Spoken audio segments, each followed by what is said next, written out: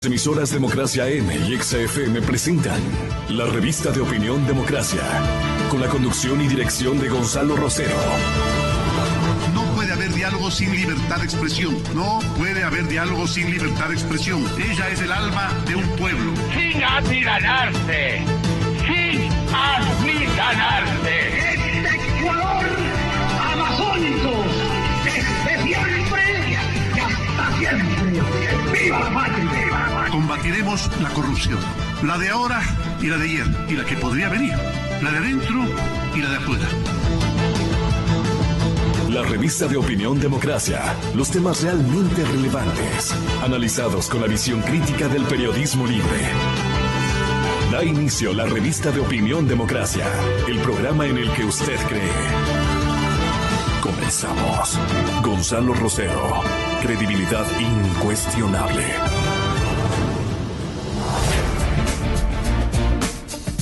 Buenos días, estamos iniciando este día de trabajo y Gonzalo Rosero no nos acompaña, les habla Francisco Rocha. Están en nuestros estudios ya la doctora Natalia Sierra y el doctor Medardo Oleas. Se unirán también a este diálogo la doctora María Paula Romo. Les hemos invitado para hacer un análisis de coyuntura, pero y en este análisis de coyuntura, ¿cómo reconstruir el tinglado político? ¿Cómo volver a la organización política, sea partidos políticos, movimientos?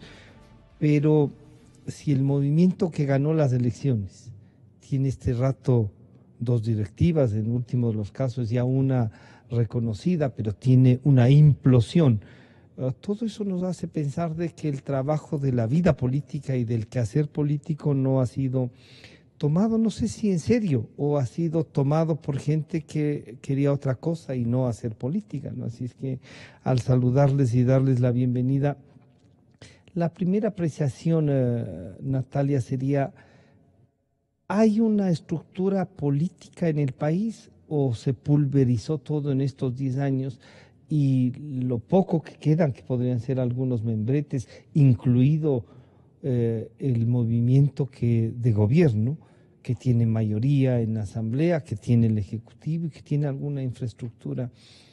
¿Se puede llamar eso estructura, una piel política del país? Bienvenida, buenos días. Buenos días, gracias por la invitación. Bueno, yo creo que en estos 10 años de gobierno de Alianza País, en la era Correa, se puede decir así, lo que se hizo es destruir no solo la estructura política, yo diría que incluso se lesionó la cultura política del país.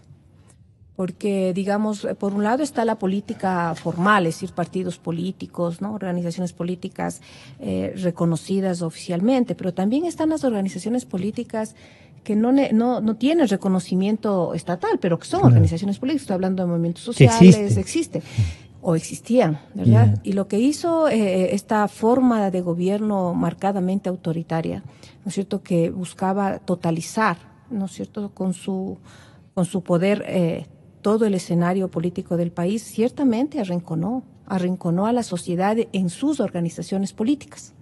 ¿Sí? Yo considero que el arrinconamiento que sufrió la sociedad justamente es en haber perdido o haberse debilitado su organización política en toda la diversidad de organizaciones políticas que una sociedad puede gestar.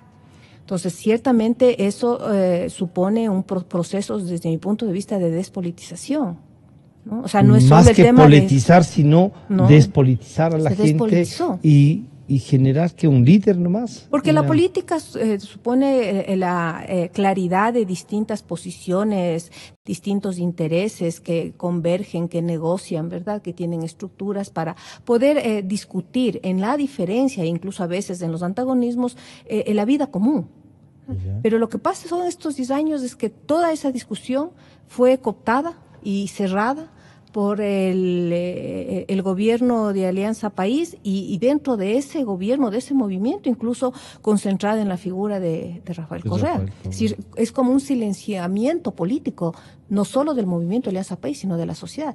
Y yo creo que eso en estos meses del nuevo gobierno no veo que, digamos, hayamos salido o yo no veo que estemos saliendo, porque de repente ahora el problema es que los conflictos internos de Alianza País se han vuelto la discusión nacional.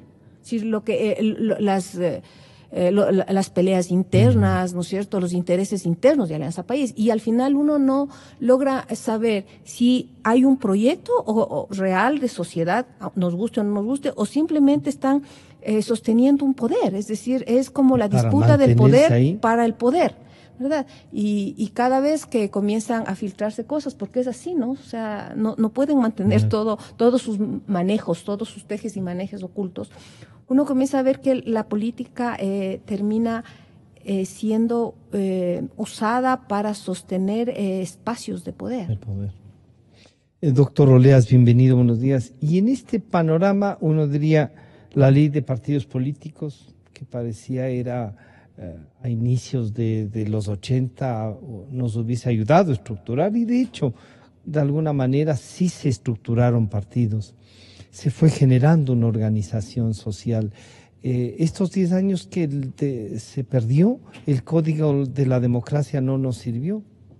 A ver, buenos días, un cordial saludo a los radioescuchas, a Natalia.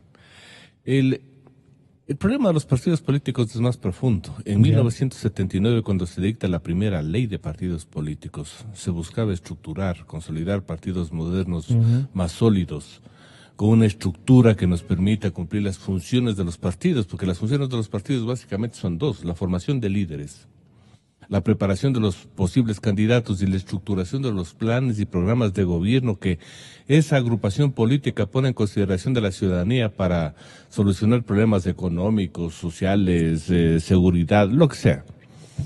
Pero lamentablemente en esa época recuerdo que el control constitucional estaba a cargo de la Corte Suprema de Justicia, la cual declara que es inconstitucional el porcentaje y el cociente, y que por lo tanto no permitieron que sea la sociedad la que vaya regulando a los partidos a través de la votación, porque se exigía que si los partidos no tienen el 4% en 2 elecciones consecutivas, desaparezcan.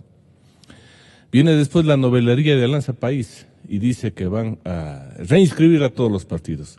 Pero el diseño institucional que se hace a través de la Constitución del 98 fue malo, pésimo, y eso no ha funcionado. Porque para... ¿La del 98 o la del 2008? 2008, perdón. El 2008. Porque para reinscribir a los partidos pide, por ejemplo, que se presente firmas de adherentes ocasionales, permanentes o afiliados.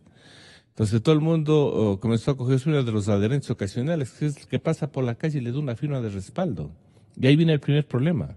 Un partido que no tenga afiliados no tiene una militancia activa. Un partido que solo tenga adherentes que no se les puede identificar, no sabe cuántos adherentes tiene. Y se cometió el fraude más grande contra la democracia partidista en el Ecuador, en la época del señor Paredes, cuando todos los partidos presentaron miles, millones de firmas. Se llegó a contabilizar 11 millones de firmas de respaldo a favor de los partidos, lo cual fue el fraude más grande, que incluso se denunció porque se vendían las firmas. Y después quedó ahí en el olvido, porque deberían meterle a la cárcel a todos los que manipularon e hicieron eso. Pero cuando vamos a las primeras elecciones, los partidos que sacaron presentaron 1.500.000 firmas, no sacaron en votos ni la mitad, ni la cuarta parte. Habían partidos que presentando 600.000 firmas, no lograron obtener ni 100.000, para que vean el fraude.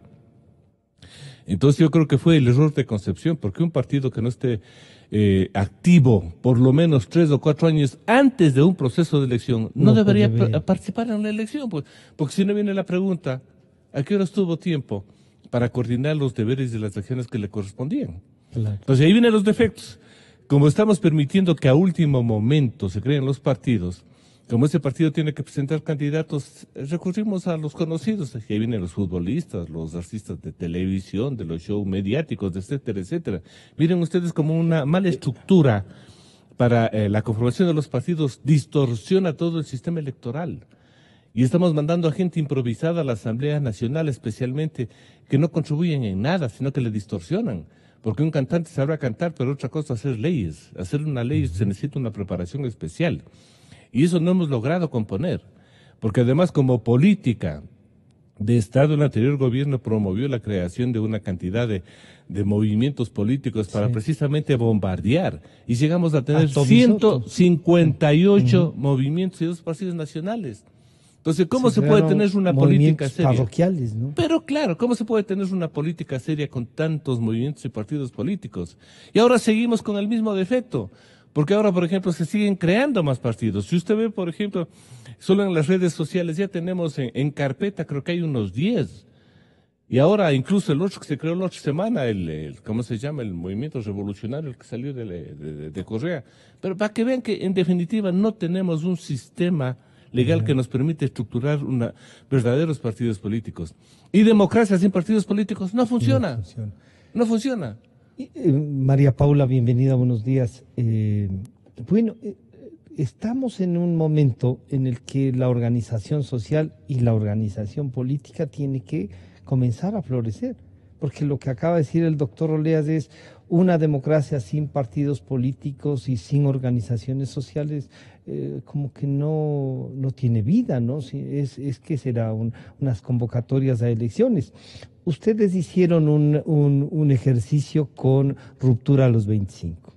Al final no cuajó, podríamos decir, ahí en el pero algún mecanismo. ¿Será que la sociedad no está en este momento para militancia, para adherir a ideologías, a pensamientos, que es como más concreta, que los jóvenes se comunican directamente, no necesitan representaciones? ¿Cómo interpretamos esto? Bienvenida nuevamente, buenos días. Buenos días, Francisco, qué gusto compartir esta mesa de conversación con Natalia, con Medardo, y buenos días también a las personas que nos escuchan. Yo creo que parte de la discusión en un momento como el que vive el país es qué hemos aprendido en estos años, porque efectivamente han sido años durísimos para la organización política, para la organización social, para el tejido social.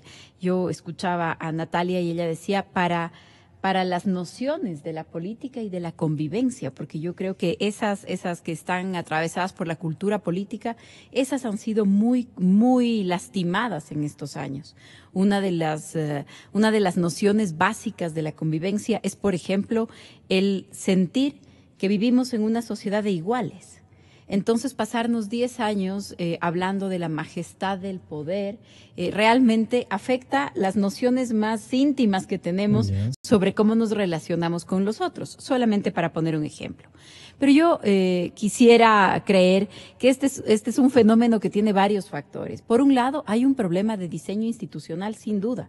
Y yo creo que va más allá del tema de los requisitos. Es un diseño institucional que casi nos conduce a un sistema bipartidista.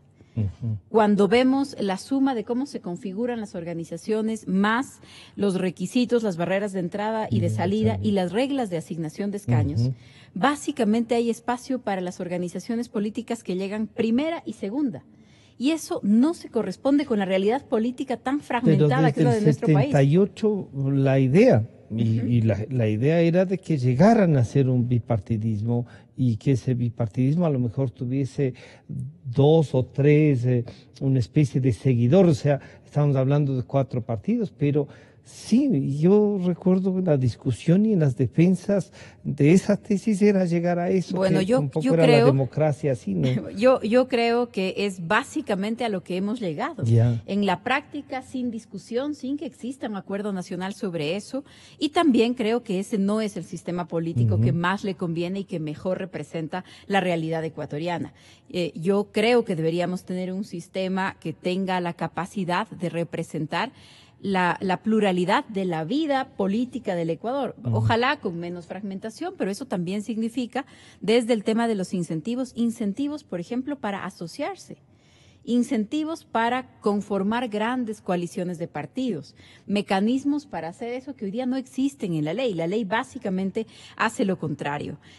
Hace un momento tú hacías relación a la experiencia de la ruptura. Nosotros construimos una organización política durante casi 10 años.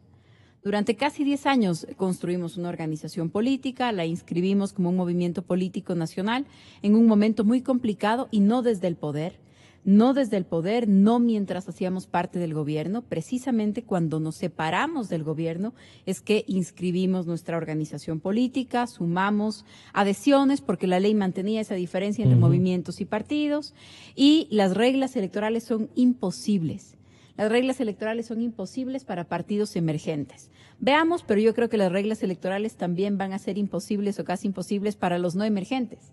Vamos a ver si es que de verdad este sistema de partidos permite la supervivencia de más de 3 o 4 organizaciones en el mediano plazo. Pero creo que esa es una discusión que hay que tener y me parece que es muy grave para el país llegar a un sistema bipartidista sin haberlo discutido y sin que se corresponda con nuestra realidad. Y brevemente yo añadiría a eso que este es un momento de una gravísima crisis de nuestras élites.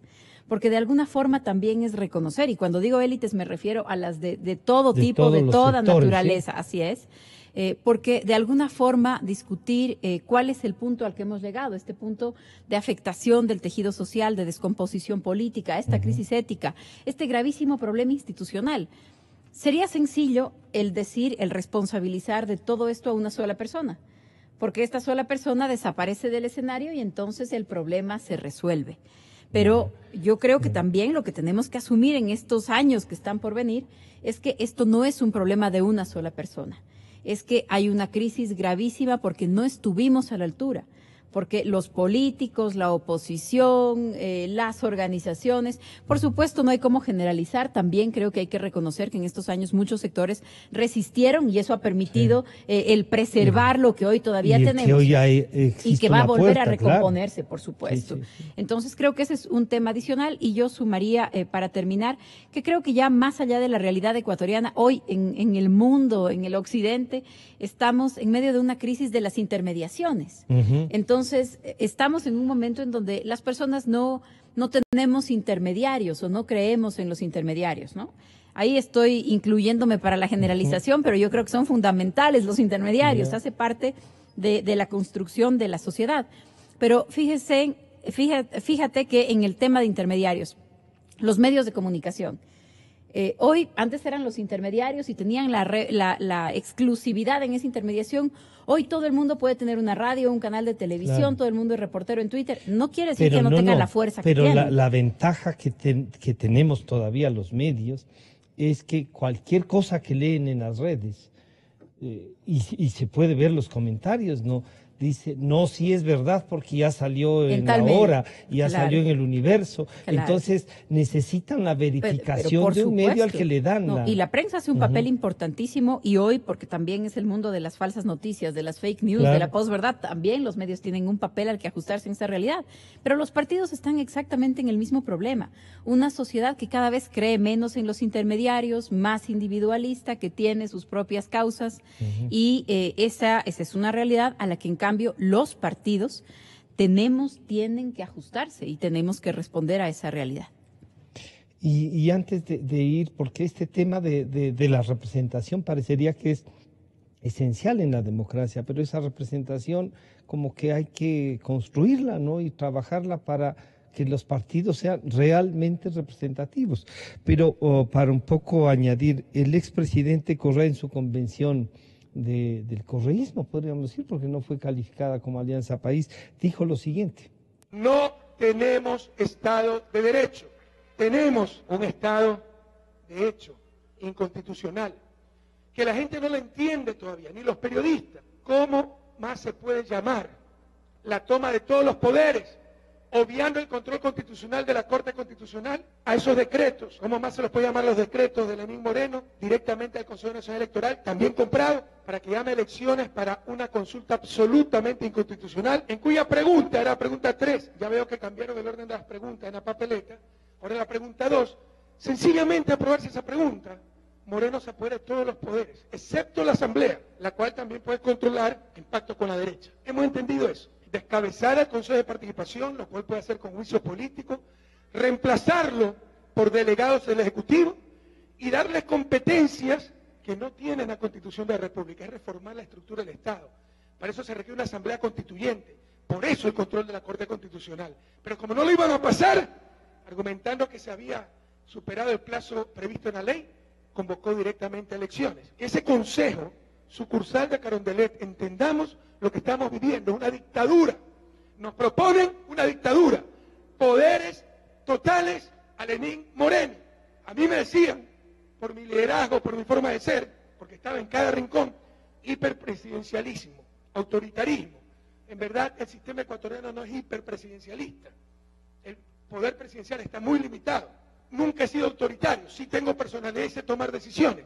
Pero ahora sí va a venir un presidencialismo absoluto, que es ese presidencialismo, un absolutismo, que desde el Ejecutivo se controlan 4 de las 5 funciones del Estado. Natalia, esta narración del expresidente, claro, nos dice, parece alguien que estaba luchando contra él y no él contra su presidente, porque el licenciado Moreno es presidente de él, claro, es de todos los ecuatorianos, pero él lo candidatizó, ¿no? ¿Cómo reflexionar para lo que acabamos de escuchar de ustedes mismos? ¿Cómo reconstruimos esto? Bueno, primero creo que yo estoy convencida de que no hay que hacer eco de tonterías y absurdos.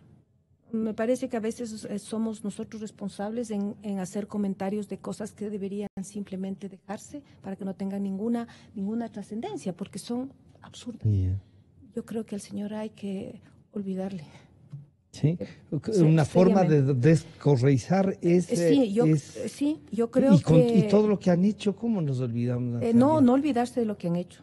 Olvidarse, digo, no en el sentido de que no tengan que responder. Digo en el sentido de no comentar discursos llenos de falacias, llenos de absurdos, llenos de cinismo. No creo que debemos ser comentadores de eso, personalmente, ¿no? Eso no tiene que ver con que tengan que responder a lo que tengan que responder. Usted decía una cosa en el artículo que era que aquí Correa se desinfló. Yo creo que visto desde el ámbito puramente político, digamos como cálculo político, me parece que no le asesoraron bien. O sea, su llegada lo que hizo es terminar de devolverle un resto político desde mi punto de vista. O sea, y puso en evidencia también las falencias de los otros sectores, y si no las falencias, para valorar en positivo lo duro que ha sido mantenerse y lo poco que queda. O sea, yo creo que él le rebasó, me parece, su estructura psíquica. Y también creo que una desesperación por dos cosas, por el sostener el poder y cree que, digamos, el que tiene en su sector no puede sostenerse sin él, que puede tener mucha razón, pero no la llegada de él iba a cambiar eso. Y luego también un tema de, justamente, de cierta, no sé cómo decirlo, inquietud que debe tener por todo aquello a lo que tiene que responder, porque él fue el responsable político de todo lo que ha acontecido. No estoy acusando de nada, pero es el responsable político. Lo que pasa es que justamente en esta época se acostumbraron a simplemente hacerse el quite de las responsabilidades políticas. Por algo estuvieron administrando el Estado. No puede ser que durante 10 años administren el Estado y cuando aparecen los problemas, como es por ejemplo el caso del exministro de Educación, simplemente digan yo no sé, yo no puse, yo aquí no aparece, ¿verdad? Entonces siento que también había inquietud en que las cosas se destapen, todas las cosas que sucedieron en esta década. Pero creo que en el sentido de estarle comentando y respondiendo, no me parece que es necio, realmente es necio, porque no hay que responder a lo que dice, realmente no hay que responder. Pero no es un poco, doctor Oleas, no es un poco eso que Natalia dice, no hay que responder, pero no es un poco recordarle a la ciudadanía también que estuvimos sometidos a esto y que es hora de cambiar, de reconstruir. Lo poco que teníamos, a lo mejor no era mucho, pero que era una democracia en definitiva que podía caminar, que tenía sus espacios para la divergencia. No hemos sido capaces de construir una verdadera democracia, parece, ¿no? A ver, este señor se declaró jefe de la función ejecutiva, legislativa, judicial, electoral, de todo el poder, sin excepción. O sea, él se declaró dictador. Y es el que viene a hablar de democracia. Es un sinvergüenza, es un mentiroso. Pero el problema es que para reconstituir al país, nosotros no podemos contar como ciudadanos con las instituciones encargadas para eso, porque la Asamblea no funciona. Y creo que lo que hizo el presidente Moreno al convocar a una consulta es someter a consideración del pueblo, que es el que tiene en definitiva el poder, el poder originario. Es lo adecuado, porque deberíamos entender nosotros que la mejor forma de reconstituir el país no es con los funcionales, con aquellos ciudadanos que son fieles a un gobierno o al otro con tal de mantener el puesto, porque es lo que tenemos aquí.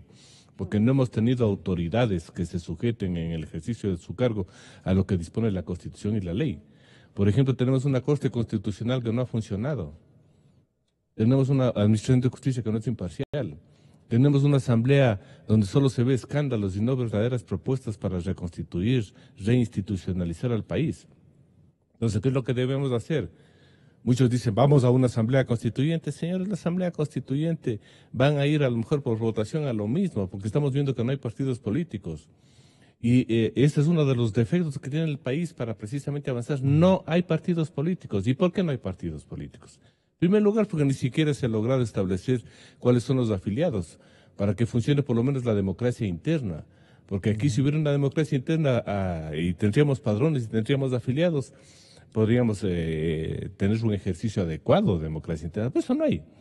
Entonces, ¿qué es lo que estamos viendo? Que la ciudadanía no confía en la clase política, que ese es uno de los problemas más graves que hay. Hay una desconfianza total en los partidos políticos, porque no se siente... Todos hemos trabajado para generar esa desconfianza, a más de las malas actuaciones de los dirigentes y de los... Todos, ¿sí? Todos. A ver, pero estamos 10 años...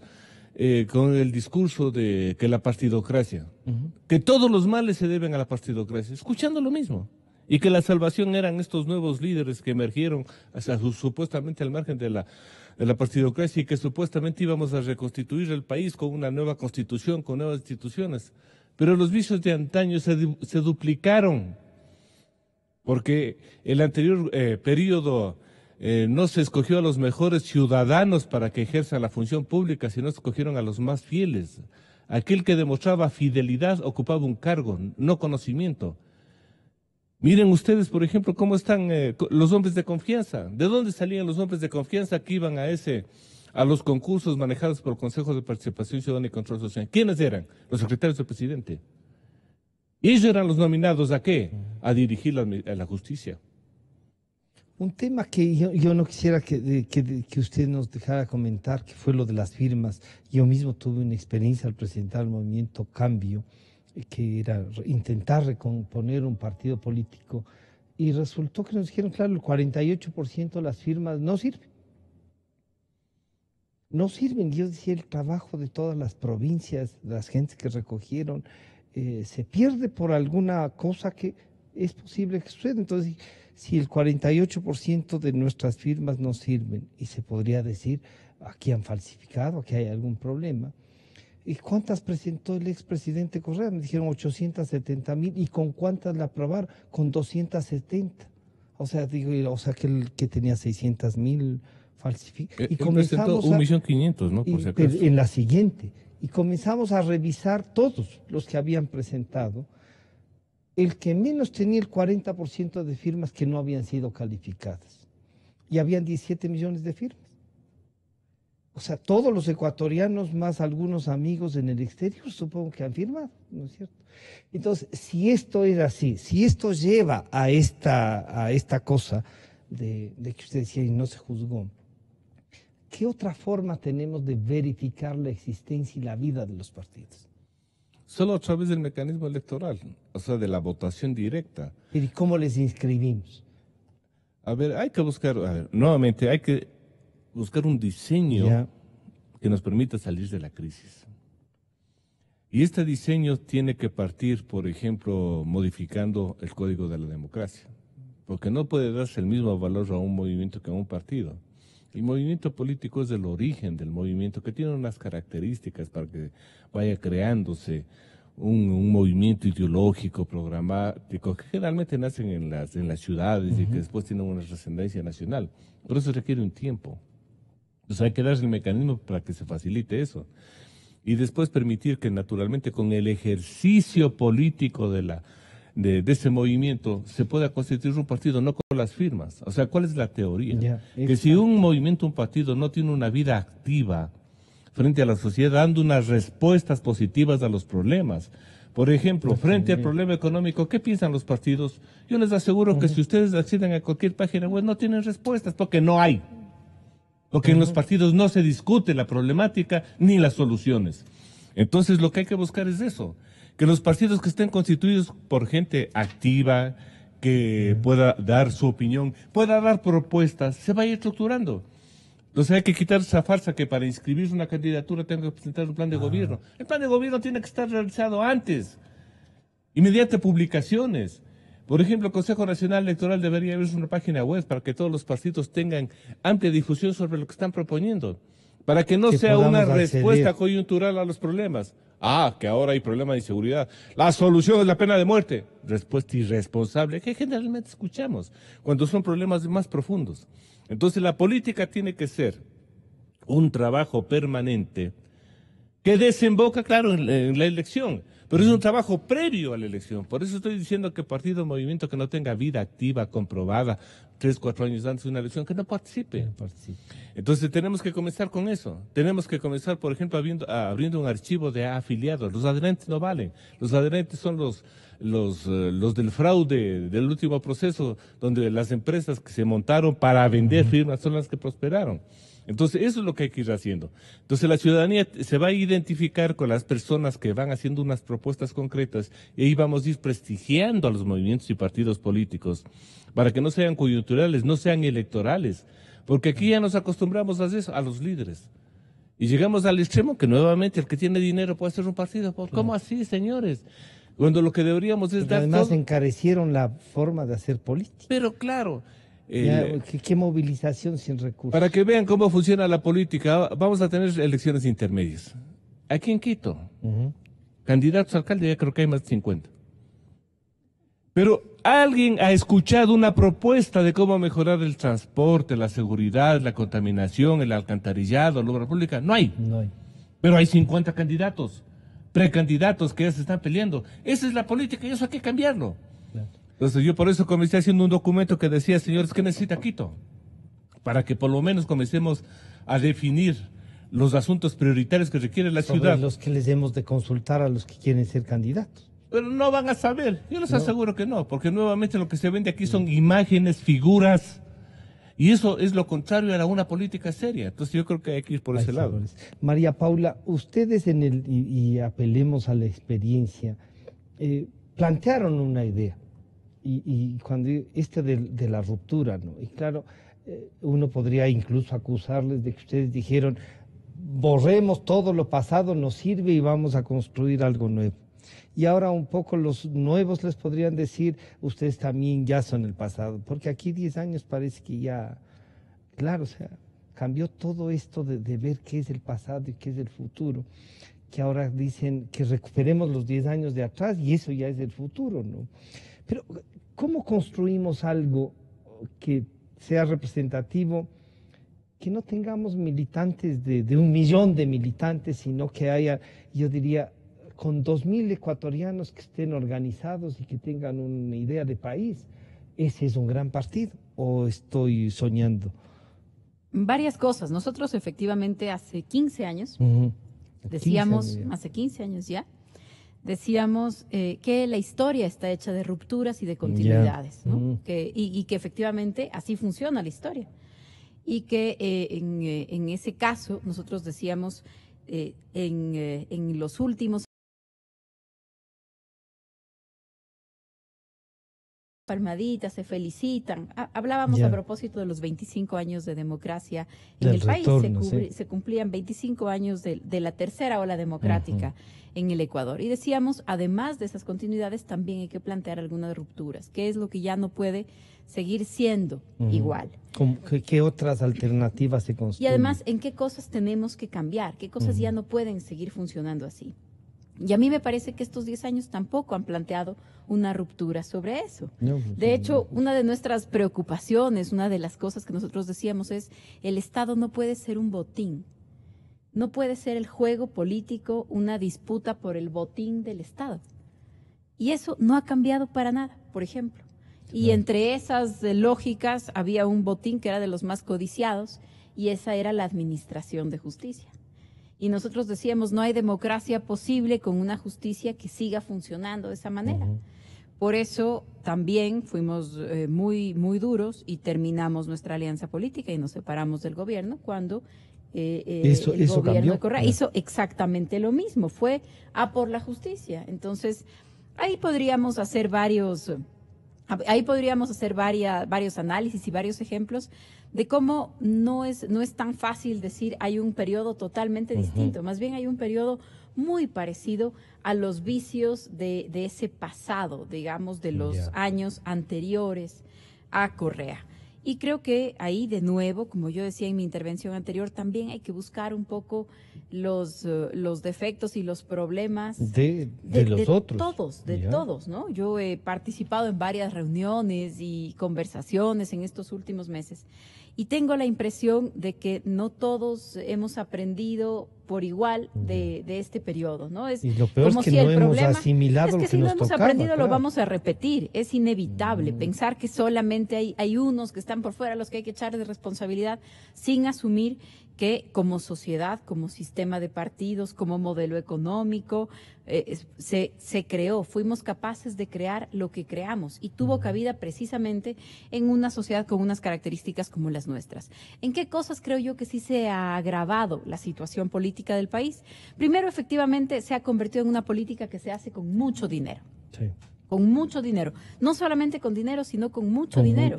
Cuando nosotros, yo siempre lo digo como ejemplo, cuando nosotros empezamos a hacer política hace 15 años y éramos súper jóvenes, estudiantes, chiros, con trabajos ahí que completábamos las cosas, pero nosotros teníamos sedes en 3 ciudades del país que pagábamos nosotros, poniendo cuotas, ¿no? Nadie esperaba que le paguen para venir a una reunión. Nadie esperaba que le den pasaje de avión y viáticos cuando las reuniones eran fuera de la ciudad en la que vivía. Sí, claro. Bueno, sándwiches sí, porque siempre en una reunión uno pone un cafecito, unas galletas. Algo se comparte. Pero la verdad es que los sándwiches es el menor de los problemas. El problema es el transporte, el avión, los viáticos. Claro. ¿No? Grafica de lo que estamos hablando, de una lógica, de una relación clientelar, que tampoco es nueva en el país, pero que se ha convertido en una cosa, terrible. Porque además es con sueldo, con salario, con cada director el grupo que salíamos a pegar, ya nos pega afiches, a pintar, a todo eso. Pero hacías eso además saliendo del trabajo, de noche... Y sin esperar que nadie te pague. ¿Cómo se nos ocurre que nos iban a pagar para eso? Exactamente. Yo creo que ahí hay un problema y hay una distorsión de la lógica de la organización, de la política. Y me parece que también hay que recuperar esto de que la política es un problema de ideas, no es un reality. O sea, cada vez estamos más en la política de la farándula, del show, del reality, y menos en las ideas, en las propuestas, en el debate, en la diferencia de lo que proponemos o lo que pensamos sobre el Estado, sobre las instituciones, sobre la sociedad, sobre el futuro, sobre el pasado, sobre la economía, y es una cosa más parecida al reality. Ahora, este es un problema solamente del Ecuador, no es un problema solamente del Ecuador, es que en la época del Homo Videns era normal que entonces el dueño del reality, probablemente el dueño del reality más caro es Donald Trump. Claro.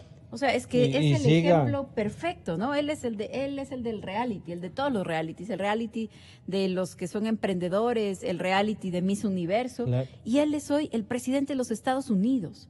Entonces, yo creo que hay que ir a una reflexión que va más allá de nuestras preocupaciones domésticas y que nos habla un poco del tipo de sociedad en el que estamos viviendo.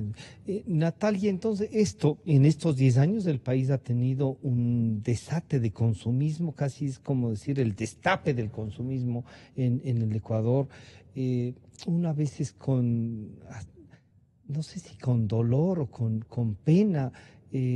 Observa a los jóvenes en las universidades que el celular que tienen a los 2 meses ya no les es suficiente, quieren otro más caro y claro, y hasta hay lo que suelen decir ahora el bullying por tener un Nokia de inicios del siglo. O sea, pasa unas cosas. ¿Qué tipo de organización y qué tipo de representación estaremos buscando?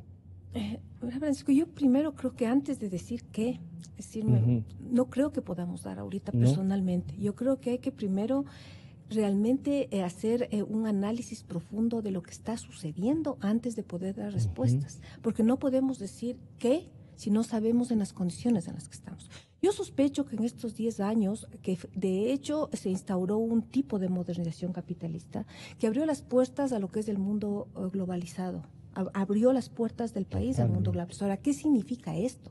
Ya María Paula ha dicho algo, ¿no? Por ejemplo, el mundo globalizado implica la financiarización de la política, por ejemplo. Es decir, la política se vuelve un negocio, no una discusión de proyectos societales, de proyectos económicos, no, se vuelve un negocio. Y entonces, ahí digamos, los pobres estamos fuera. Es que eso voy, eso establece nuevos actores, nuevas exclusiones, nuevas integraciones. Entonces, aquí no es el problema quién tiene una idea, una propuesta de sociedad. Aquí es el tema quién puede financiar. Además, ligado a esto está quién puede financiar una campaña que está absolutamente, un proceso electoral que está absolutamente virtualizado. Eso también todavía no lo entendemos. Es decir, en estos 10 años entró eso. O sea, las relaciones políticas, las relaciones de la discusión política están totalmente virtualizadas. Y esto no es un problema solo de un medio, es decir, estamos usando otros medios. Es que el medio trastoca cualitativamente las relaciones políticas. Tampoco entendemos bien. Esto es lo que usted llama el consumismo. Por ejemplo, se abrió el tema de la globalización a la configuración o que permite la configuración de un nuevo sujeto que ya no es el ciudadano. Eso también hay que entenderlo. El ciudadano era el que discutía la política, ¿sí? Sino al consumidor. Ese es el nuevo sujeto. Todo eso trae la globalización con dirección capitalista. Y entonces los jóvenes, por ejemplo, no están preocupados, y no solo los jóvenes, estoy hablando de los nativos del... ya jóvenes, estoy hablando de 35 años para abajo. Claro. No están esperando a ver qué me propone para yo poder discernir, hacer una crítica y según eso escoger y asumir las consecuencias de mí. No. Es interesante. Yo veía una serie que están pasando por Netflix, se llama Black Mirror. Hay un capítulo, por ejemplo, que es interesante, que el reconocimiento de la gente que le hace ganar un puesto en la sociedad está dado porque yo te califico a ti. Ese es un tema cuantitativo impresionante. Entonces, claro, ¿qué están viendo los jóvenes? No están viendo propuestas, están viendo cuál tiene, digamos, las manitos, ¿no? O sea, cuál tiene más deditos alzados, ¿no? Lights. Y claro, eso en los políticos es quién le sigue más al político. Si le siguen 1 millón, está más o menos. Si le sigue 100,000 gentes, o sea, digamos, calculan así. Y entonces esta digitalización, esta virtualización de la política hace que hace de los ciudadanos unos sujetos de consumo de imagen. Bueno, yo podría seguir, esto es un análisis más sociológico. Sí. Pero eso es lo que pasó en estos 10 años, más allá de los análisis ciertos y reales que se han hecho del caudillismo, pero aquí hubo ganadores del poder. Por eso. Justamente nosotros... Y 9 grupos económicos grotescamente y también ganadores, grupos políticos ganaron. Es decir, nosotros no logramos todavía entender los 10 años del correísmo en este nuevo marco de la digitalización y la virtualización de la política. Primero hay que entender eso para dar respuestas. Doctor Oleas, ¿cómo entendemos esto? ¿Qué respuestas les damos? Pero un poco como que, ¿qué diría? Para no creer que nos agarraron dormidos. A ver, yo difiero un poco con Natalia, porque no todo es dinero. Estamos viendo que ante la carencia de partidos políticos han sido las organizaciones de la sociedad civil las que están teniendo acceso a los medios de comunicación, a las propuestas, porque deberíamos nosotros tener una respuesta política, pero si los actores políticos no están preparados, han sido los actores. Aquí mismo en esta mesa estamos sentados personas que nos invitaron simplemente por las propuestas que venimos realizando, y eso significa que este medio de comunicación, por ejemplo, no ha sido devorado por consumismo, que todavía hay una ventana abierta de opinión. Y generamos por lo general discusión y buscamos a los líderes. No todos suelen querer arriesgarse a exponer las ideas. Pero es escuchado, ¿no es cierto? Por supuesto. Bueno, entonces yo creo que el Ecuador tiene que estar claro en 2 cosas. Para que funcione un país se necesita un diseño que privilegie una democracia sólida, transparente, no costosa, y un sistema de administración de justicia totalmente independiente para que resuelva hasta el pequeño conflicto. Pero ya que hablamos de dinero, por ejemplo, si el Estado está financiando las campañas, ¿por qué no se respetó la Constitución cuando dice que la promoción electoral se hará a través de debates temáticos y se privilegió la publicidad?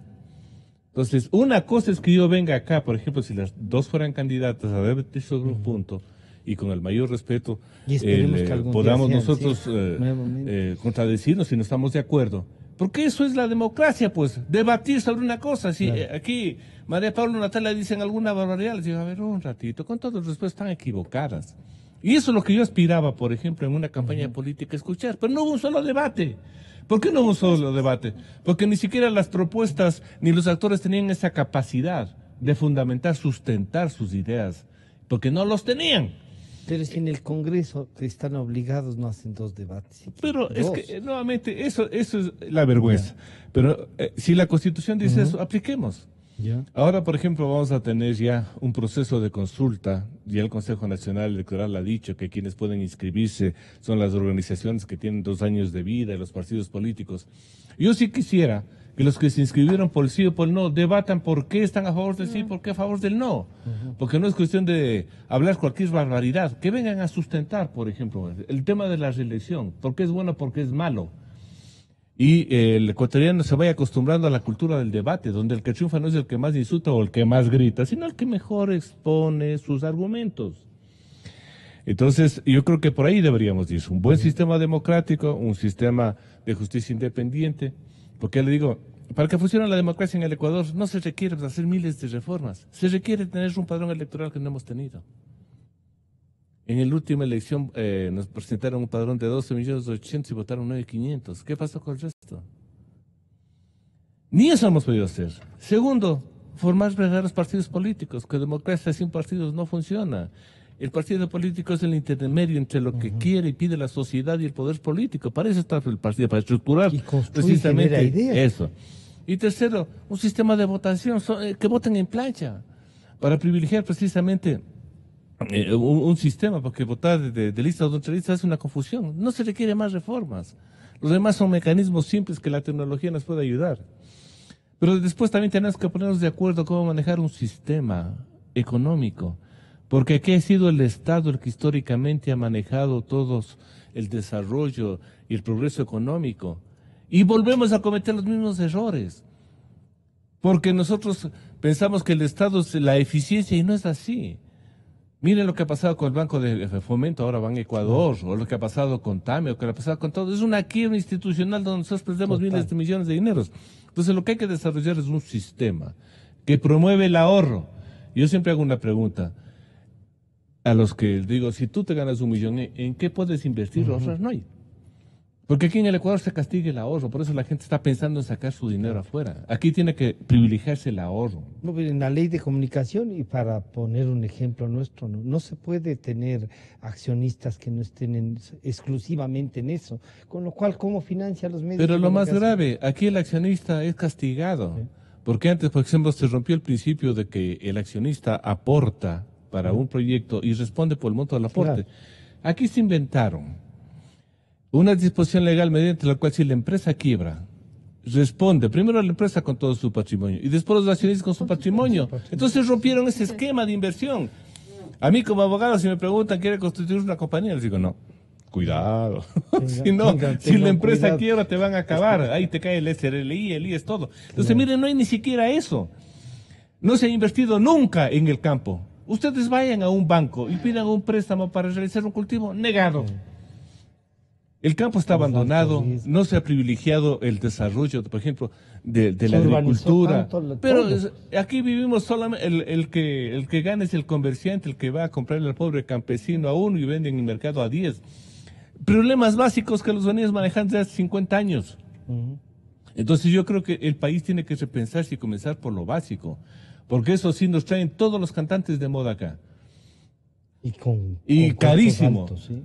Pero nadie se pone a repensar, en definitiva, que tenemos que rescatar nuestros valores. Entonces repensemos la política con un diseño institucional que a mi criterio es muy simple, pero que nos olvidamos, es la novelería, ¿no? El presidente Moreno, al plantearnos lo de la consulta, como que nos abre una puerta y nos está lanzando, además de su propia garantía y consolidación, una puerta para entrar. Yo el día de ayer, al ver que se reconstituía Pachamama y se festejaba como 4 de diciembre que se reinstaura nuevamente en funciones, y fui a felicitarles y les decía ayer, Yo puedo discrepar en muchas cosas con ustedes, pero lo que no puedo es dejar de reconocer que han hecho una lucha, que tienen un espacio y que refrescan las ideas de esas Pero luchas, Pachamama no es partido político, ¿no es cierto? No, pero es la sociedad, pero han ayudado abanderó la lucha una para defensa precisamente del medio ambiente. Claro. Esto dice el presidente Moreno. Nadie puede negar el derecho de participación política a un pueblo. Nadie. Lo hicimos además porque debemos respetar y hacer respetar los mandatos constitucionales y legales. El artículo 105 de la Ley de Garantías Jurisdiccionales y Control Constitucional determina un término de 20 días para que la Corte Constitucional resuelva el tema. En caso de no hacerlo, en ese tiempo dice taxativamente que se entenderá que ha emitido un dictamen favorable. Ecuatorianos, ustedes saben que esperamos el suficiente tiempo. Lo hicimos porque nuestro ánimo siempre democrático y de respeto a las instituciones. En varios de mis mensajes anteriores pedí a la Corte Constitucional que cumpla con su obligación en los tiempos previstos. No lo hicieron. Por ello, nos sujetamos al marco legal vigente. En estos días, diversos actores y colectivos ciudadanos, abogados constitucionalistas, docentes, dirigentes sociales y políticos se han pronunciado a favor de la decisión tomada. Además, hay jurisprudencia al respecto. Se utilizó el mismo argumento en noviembre del 2011 para el referéndum de la Concordia. No vamos a permitir que nos quiten lo mejor de la democracia, que es el voto del mandante. La consulta popular ya tiene fecha. Se llevará a cabo el 4 de febrero del 2018. Cada uno de ustedes se expresará en las urnas sobre temas fundamentales para el desarrollo del país. Felicito al Consejo Nacional Electoral y a sus nuevas autoridades. Les deseo el mayor de los éxitos en la delicada tarea de cuidar la transparencia de nuestra democracia. Durante mi gobierno, las funciones del Estado actuarán con total independencia y autonomía. Compatriotas, la consulta será una gran oportunidad para deliberar, para dialogar, para robustecer nuestras instituciones. Queremos un país con instituciones democráticas, sin dueños, con justicia y equidad. Esto último acaba de leerme en la mente el señor presidente. Y yo vengo diciendo eso hace algún tiempo. Pero, ¿qué hacemos para entender esto? Esto que acaba de decir el presidente Moreno debería ser el lema de todos los que de alguna manera queremos participar en la vida del país. Sí, claro, no debería ser solamente el lema, la verdad es que debería ser la práctica, porque en términos de lema y de discurso nadie negaría lo que ahora mismo ha dicho el presidente Moreno. El problema es cuando eso tiene que llevarse a la práctica y cuando eso tiene que llevarse a la práctica al interior de los partidos políticos que demandan libertades, igualdad y deliberación hacia el gobierno. Habría que preguntarse si al interior de los partidos políticos eso es posible, si es que eso existe en el tejido social. Yo soy una convencida de que también nuestro sistema político, nuestra lógica política, esta forma clientelar de relacionarnos, responde a nuestras más cotidianas costumbres de relacionarnos. Yo creo que, si bien es cierto, hay unas reformas en el sistema electoral que deberían hacerse, coincido con algunas de las que aquí se han mencionado, pero me parece muy difícil que nos convirtamos en demócratas si es que seguimos educando a los niños para que digan mande. Es bien difícil una sociedad, ¿no es cierto?, de deliberación y de iguales, cuando el valor, hace 2 o 3 años en el Latino Barómetro, el Ecuador era el único país en donde, al preguntarnos a los ciudadanos cuál es el valor más importante que les enseñaríamos a nuestros hijos, el primer lugar lo ocupaba la obediencia. La obediencia, no el trabajo, no el esfuerzo, no la crítica, no el arte, no la imaginación, que eran las otras opciones. Era la obediencia. Y el Ecuador era el único país en América Latina en donde la obediencia tenía el primer puesto. Entonces, claro, ahí hay una pregunta más profunda que hacernos, efectivamente, para constituirnos en una sociedad libertaria, emancipada, emancipadora, dialogante, deliberante. No es posible hacer eso entre obedientes y sumisos. Hay que hacer eso entre libres e iguales. Entonces hay una gran tarea por delante y ojalá, por supuesto, cada episodio de la vida pública del país sea utilizado para eso. Yo creo que la consulta... ¿Esta consulta es para eso? Sí. A ver, la consulta tiene otros objetivos seguramente, claro, sí. ¿no es cierto? La pero consulta nos tiene unos objetivos como políticos, institucionales, pero todos los acontecimientos de la vida política y pública de un país tienen que servir para eso. Entonces, si la consulta, más allá de ser una alternativa de salida institucional, de salida política frente a lo que hoy está sucediendo, que creo que eso es muy importante y que merece nuestro respaldo, pero más allá de eso, por supuesto, deberíamos aprovechar el periodo de la consulta popular y de la campaña para fortalecer, para tener unos para espacios... ir argumentando y claro, y para volver a oxigenar los espacios de la política, de la organización, de la construcción de acuerdos, de salir a la calle a hacer campaña por la consulta, para hablar con la gente, para hablar entre nosotros, para recuperar esa idea de la deliberación, del diálogo, de la política. No nos dirán va a ser muy si bueno. hacemos eso, ¿no? En una sociedad en la que además vemos todo en blancos y negros y nos clasificamos rápidamente como fanáticos y seguidores, sin duda ese es un riesgo, pero es parte de lo que hay que hacer, así es. Natalia, yo le preguntaba un día en diálogos, por fin alguien le consiguió que usted salga a votar y por una tesis que iba a ser por esta consulta. Y usted decía, sí, pues ¿queda o no esta salida como un instrumento democrático para reabrir estas puertas de la construcción de algo? Creo que puede ser una puerta, solo una puerta. Porque yo quería decir algo, ¿no? O sea, en relación a lo que ha dicho María Paula y Leonardo. O sea, lo que dice Leonardo, las propuestas me parecen que están bien. El problema para mí es que la institución la hacen las personas en sus relaciones, ¿verdad? Entonces, donde hay que trabajar es ahí. Por ejemplo, estaba pensando en algo que decía María Paula y lo traslado a nivel de la universidad. ¿Cómo buscamos sujetos deliberantes, sujetos racionales políticamente hablando, ¿no? O sea, que puedan debatir, criticar? Por ejemplo, si en la reforma universitaria estamos abocados a que las revistas, los artículos en revistas indexadas tienen más puntos que un libro y que ahora incluso esos artículos ya no tienen que ser de 30 hojas porque nadie lee, sino que tienen que ser de 8, es decir, casi comprimido. Igual nadie lee. Y que de pronto ya ni siquiera el blog sirve, porque no leen un blog, leen los comentarios en Facebook. Y si es un párrafo, mejor. No sé si me explico. Claro, sí. Entonces, esa globalización, desde mi punto de vista conservadora, y la modernización que aquí se hizo, por ejemplo, la reforma educativa. ¿Quién está ahorita debatiendo con fuerza la reforma educativa? Porque si nosotros queremos sujetos, personas críticas, personas conscientes, personas deliberantes que formen instituciones acorde con eso, entonces nosotros tenemos que operar en esos niveles más profundos como es la educación. Claro, pero con una reforma así... era una homogenización de todo, ¿no? Y que... Mire, es que a veces no se pone mucho énfasis en la reforma educativa. Como decían que era el mejor logro de la Revolución Ciudadana, la reforma educativa, a mí me parece ahí está el núcleo más nefasto de la revolución. ¿Y la academia estará dispuesta a llevar adelante eso? Por ejemplo, yo digo, la academia. ¿Cómo podemos nosotros construir, formar sujetos críticos si estamos aplastados por una burocracia que es la reforma, que no nos deja pensar a nosotros?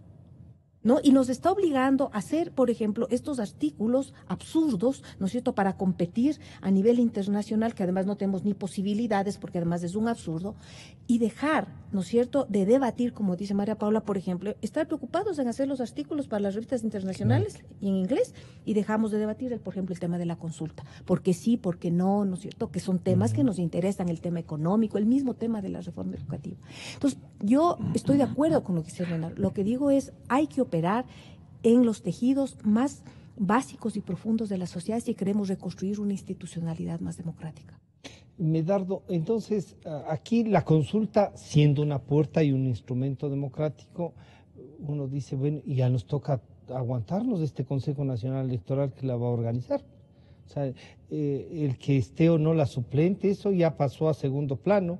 Nos toca con y caminar por esto, decía, y vamos avanzando. Y ahí hay dos preguntas. La una, que es esto de la reelección inmediata y qué podría cambiarle en la mentalidad del Ecuador esto de una reelección sucesiva, inmediata, consecutiva.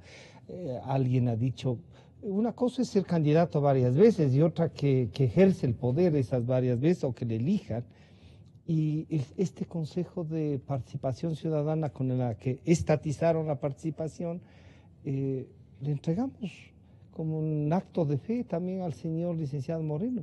No estamos otra vez en esto dándole, ahí mismo, como decía María Paula, no estamos aprendiendo. No creo que va por ahí la cosa. Primero, yo creo que este ejercicio de la consulta, como es una consulta directa al pueblo, amerita la participación de todos los entes de la sociedad, universidades, colegios, para que comiencen a debatir los alcances de las preguntas y qué vamos a lograr con esto. Por ejemplo, en las dos preguntas. Primero, el Consejo de Participación Ciudadana y Control Social, que se entendía que tenía un origen ciudadano, nunca tuvo un origen ciudadano. Fue constituido por gente afín al gobierno. Entonces, todos los militantes de Alianza País fueron a conformar eso. Entonces, ¿qué representación ciudadana tenía? Ninguna. Y estos concursos eran una vergüenza, porque ganaban ahí solo las personas que estaban afines ni siquiera al movimiento, las que eran señaladas por el expresidente de la República. Entonces, eso no era concurso, ya sabíamos de antemano quién iba a ganar. Aquí, por ejemplo, los dos últimos fiscales, 6 meses antes ya se sabía quién era el fiscal. Entonces, ¿de qué concurso hablamos? Esto es una farsa. Si esto es que, si gana esta pregunta, tenemos que constituir un Consejo de Participación Ciudadana de Transición que le da poderes para vigilar la tarea de sus nominados. Pero recordemos que también a futuro los miembros del Consejo de Participación Ciudadana tienen que ser nombrados en elección directa. O sea que vamos a tener un Consejo de Transición prácticamente por un año. Y el nuevo Consejo de Participación Ciudadana será elegido por votación directa. Entonces tenemos también ahí un ejercicio para la ciudadanía. Si tantos reclaman, ahora señores elijan, pero no se dejen engañar, escojan a los mejores ciudadanos si quieren que los concursos sean imparciales. No pueden ser candidatos si han sido militantes o si han estado militando. Hay una serie de cosas que no pueden ser. Y yo digo, ¿y dónde estarán esos arcángeles? Bueno, no hay arcángeles, no hay arcángeles, pero sí, ahora sí hay personas. Sí. Yo creo que hay ciudadanos que pueden... Y que estarán dispuestos a estar en una campaña. Ustedes han hecho política de diferentes maneras. Una campaña no es pues para la gente que dice, vengo con mi pensamiento y aquí estoy, quiero que me elijan.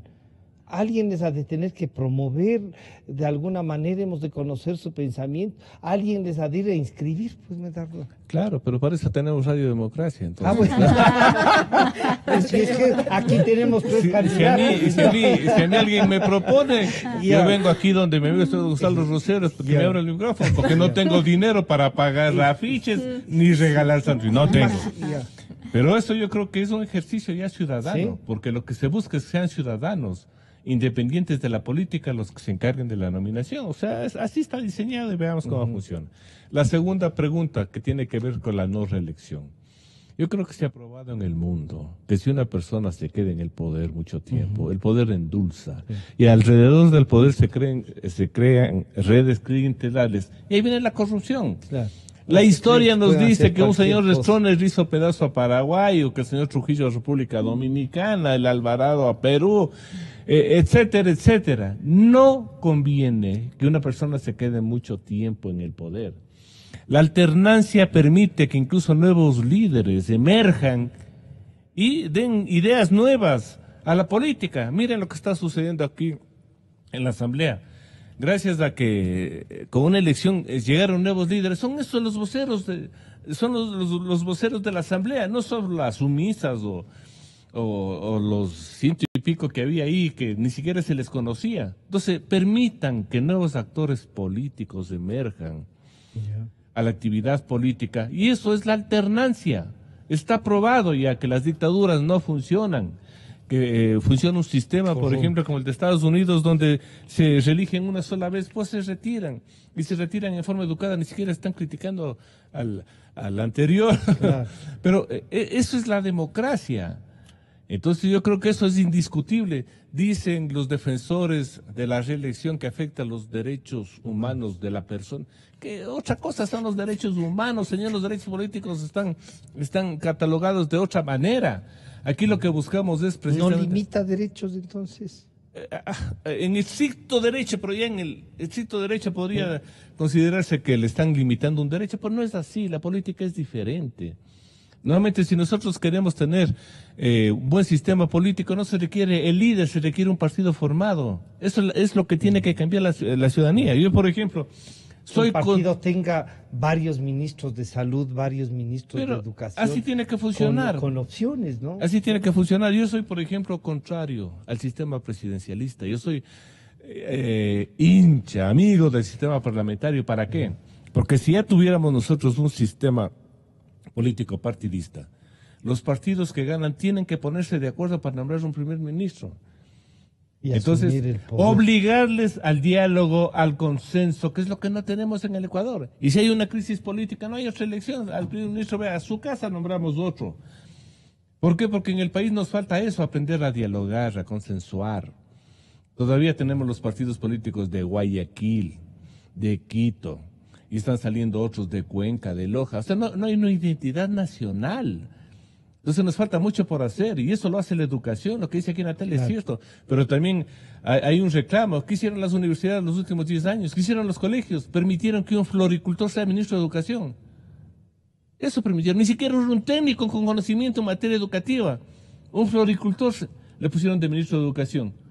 Y es ahora el que es presidente incluso de la Comisión de Educación en la Asamblea. A esos extremos absurdos llegamos. Entonces, zapatero a sus zapatos. Comencemos por eso, ¿no?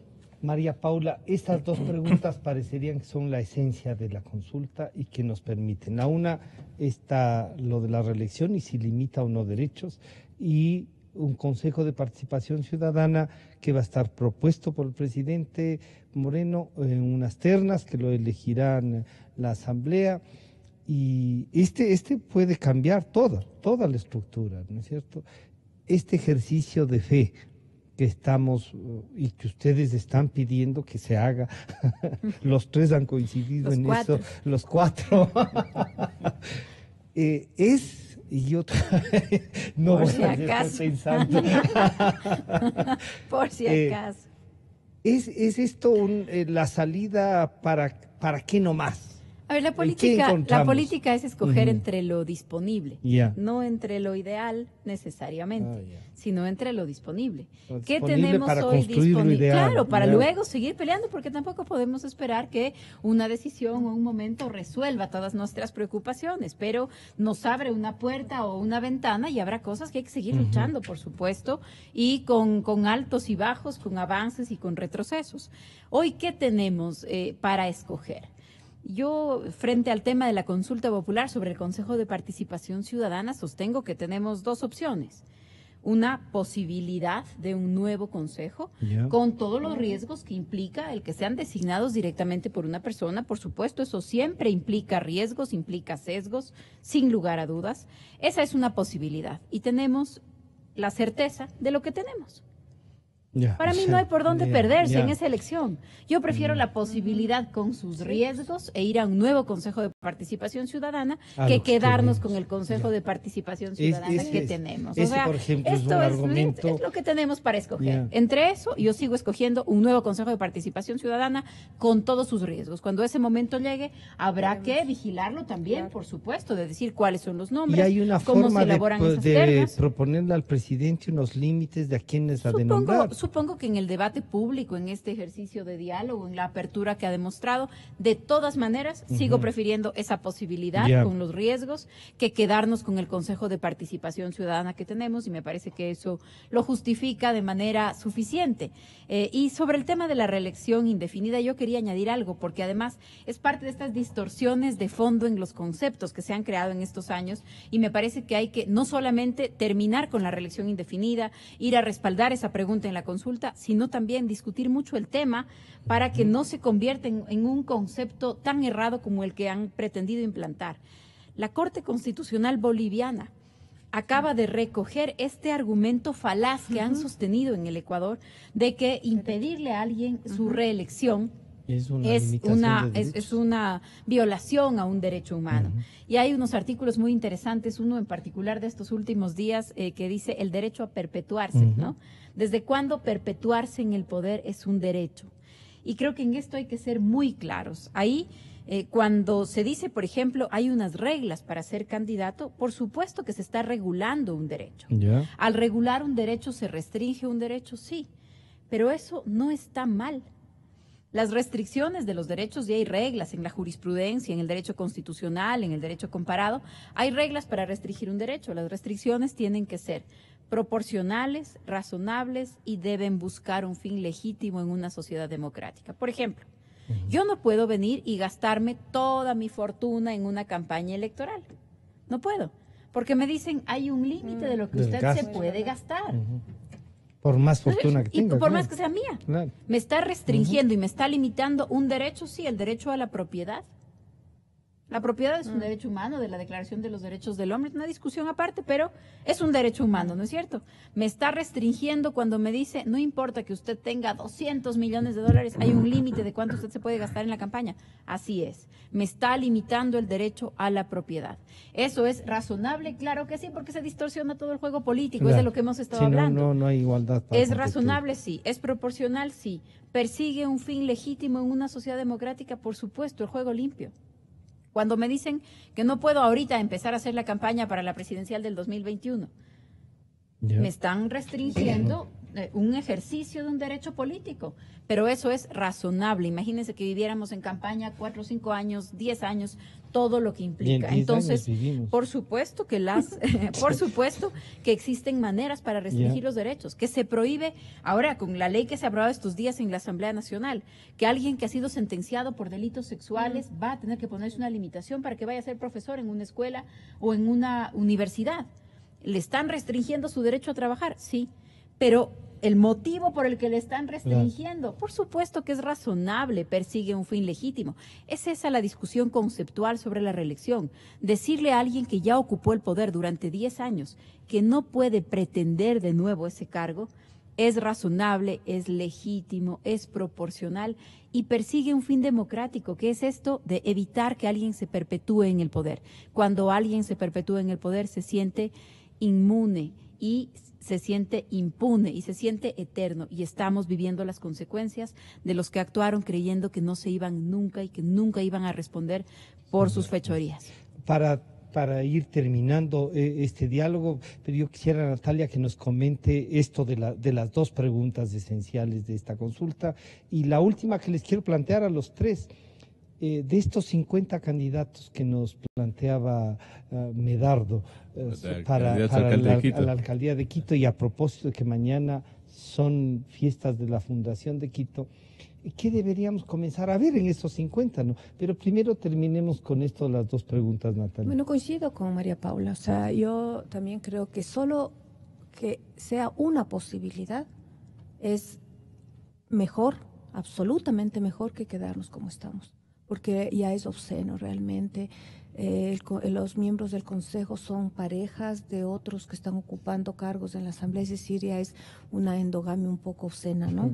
Entonces siempre es mejor. Y también coincido en que, y eso siempre he dicho, no basta ir y votar, o sea, y olvidarnos.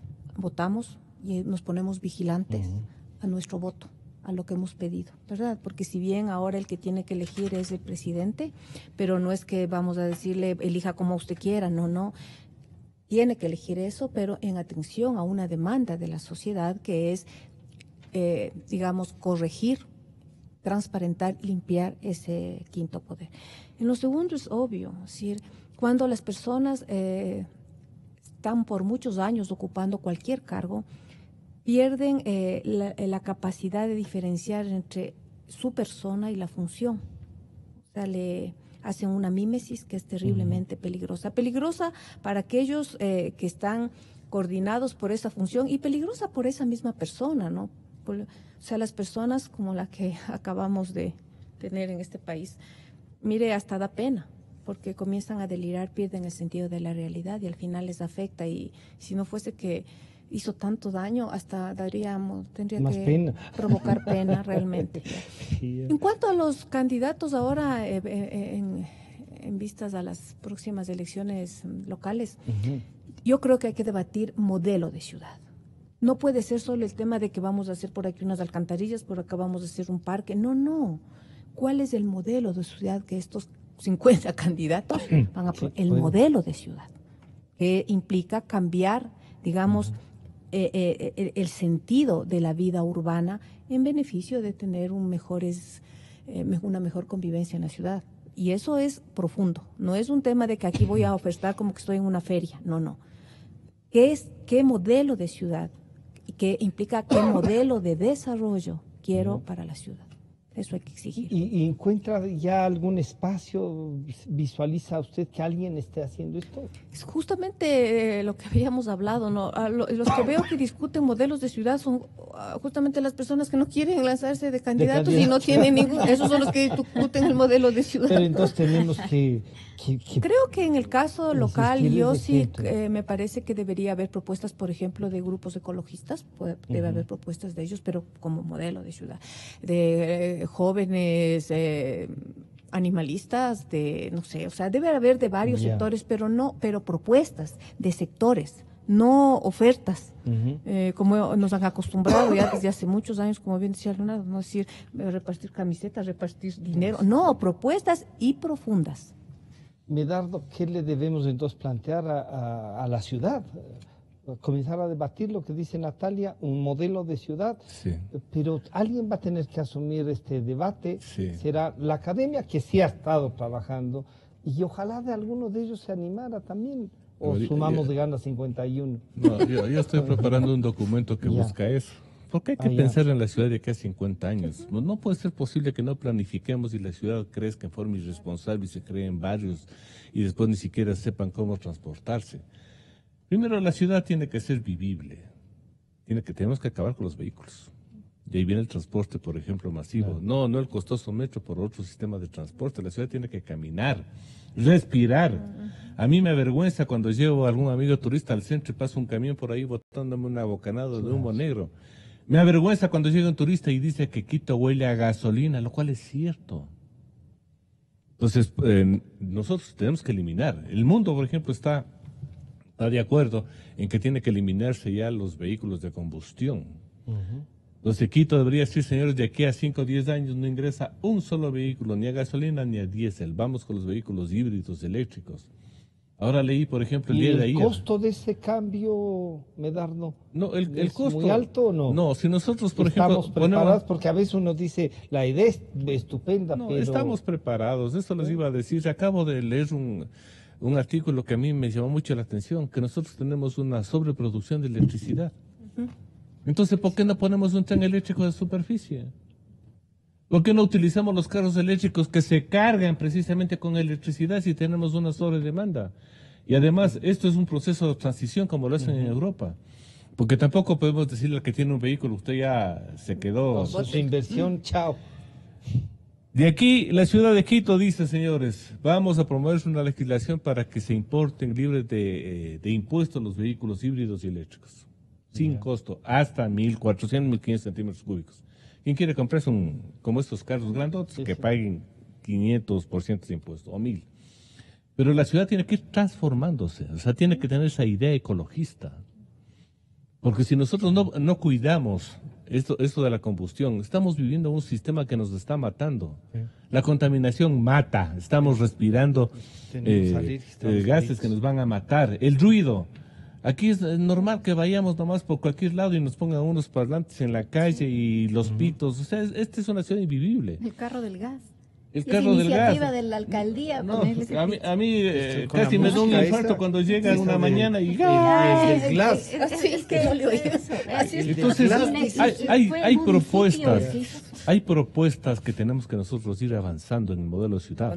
Por ejemplo, Quito tiene que ser una ciudad diseñada para el turismo. Porque eso nos va a generar una cantidad de fuentes de ingreso. Y el turismo, por ejemplo, bien manejado, no se requiere solo el turismo del Hotel 5 Estrellas, el turismo comunitario que la gente recibe en sus casas. Hay una cantidad de proyectos.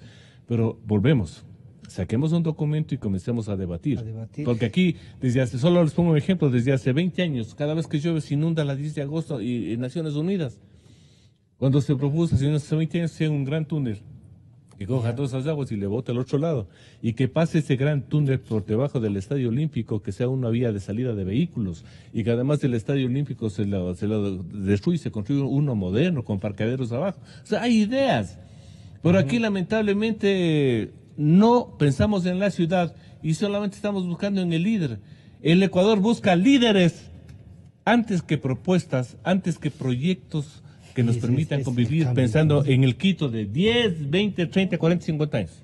¿Cómo vemos entonces, María Paula, este Quito de 10, 15, 20 y 30 años? No sé si yo alcance. Y más, y hay que verlo más allá de eso, porque no importa si no estamos aquí, de eso se trata, planificar.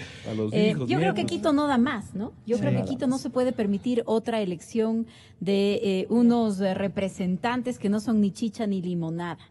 Porque a mí también me parece que en la política uno no puede intentar eso, no puede tratar de caerle bien a todo el mundo. O sea, creo que hay que tener claro que una cosa es la elección de alcalde de Quito y otra cosa es la elección de reina de Quito.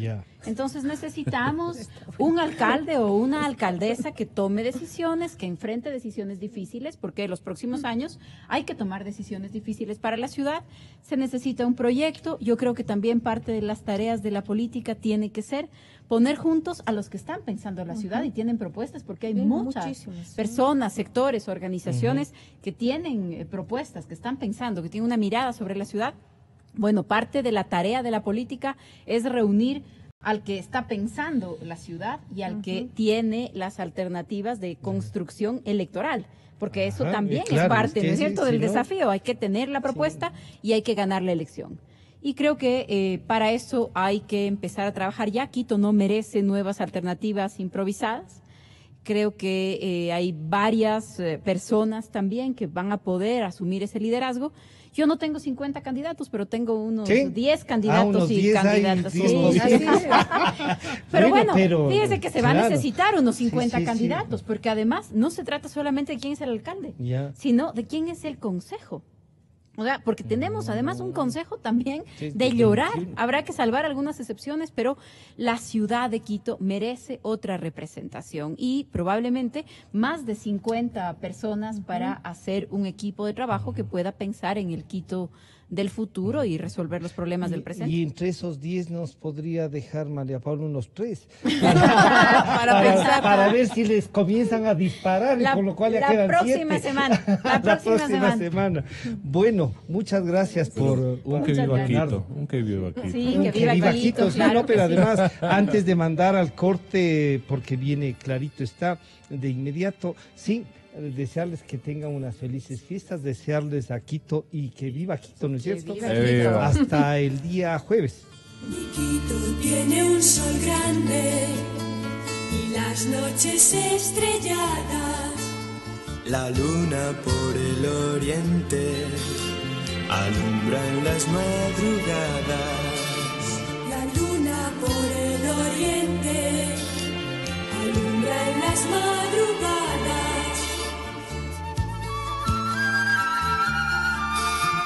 Romántico Quito mío, poblado todo en canciones que brotan cual un rocío, poetas y ruiseñores. Que quien llega a conocerte no puede vivir sin verte. Que quien llega a conocerte no puede vivir sin verte.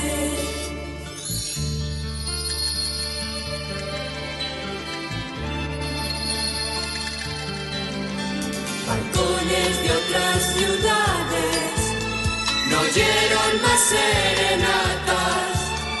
Mujeres de otros balcones no fueron tan adoradas como son las de mi Quito, luceros de su cielito. Como son las de mi Quito, luceros de su cielito. Que quien llega a conocerlas no puede vivir sin ellas. Que quien llega a conocerlas no puede vivir sin ellas. Este programa se transmite por Exa FM y Democracia AM. Mírelo en YouTube por Democracia TV.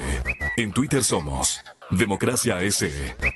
Inicio de espacio promocional y publicitario. Érase en Navidad un bosque mágico con un castillo encantado, lleno de luces, regalos y muchas sorpresas más.